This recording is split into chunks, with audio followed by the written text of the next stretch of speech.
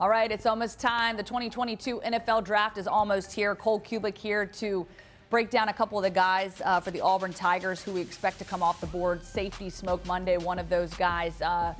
Just taking a look at sort of his skill set. I knew there was some concerns that maybe he didn't show us a ton. There were some inconsistencies throughout this season, but knowing his skill set, knowing what he brings to the table, again, with his skill set and just his abilities, his athleticism, just your overall thoughts on how that translates on Sunday. I would start with what excites you about him as a prospect. The first thing is size.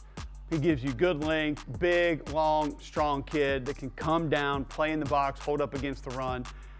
Number two, speed to go along with that size. You got to be able to get there, whether it's out on the perimeter in the flat or down near the tackle box. Smoke and run, especially for a guy his size. Now, became a little bit of a liability in coverage at times. Not a guy that you want to get caught in man-to-man very often. And there was an injury 2 years ago where towards the end of the season, you saw him maybe pull away from some tackles and some contact. That concerns you a little bit. And then, of course, I mean, there's no real nice way to say it, Lauren, the targeting penalties.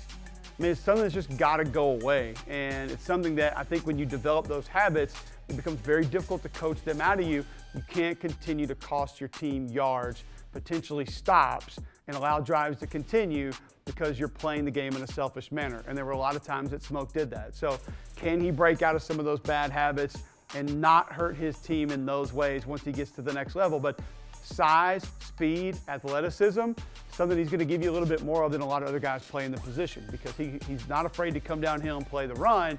Just have to learn how to do it fundamentally the right way where it's not costing your team yards, points, and potentially allowing opponents to continue their drive. So just out of curiosity, if you're him, obviously going into this draft and you have some of those habits, how as a player do you break out of some of those, especially when you're kind of in crunch time right now and want to be able to prove that you can work around it, you can be coached, you can be nimble, moldable, and eliminate some of those issues that would be a concern for most. I think the first thing that you do is you get face-to-face with scouts, owners, coaches, GMs, whoever wants to talk to you, and you own it. You say right away, I understand that this was a flaw in my game. It's something that I've been watching film I'm working on. Mentally, it's something that I'm working on. And physically, once I get on the practice field, I plan on spending a lot of time on it.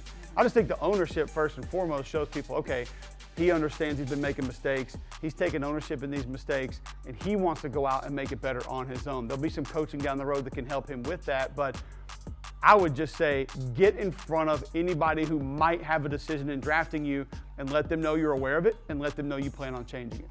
Good insight. Talking a little trash on the field? Yeah, we get it. Trashing the state with litter?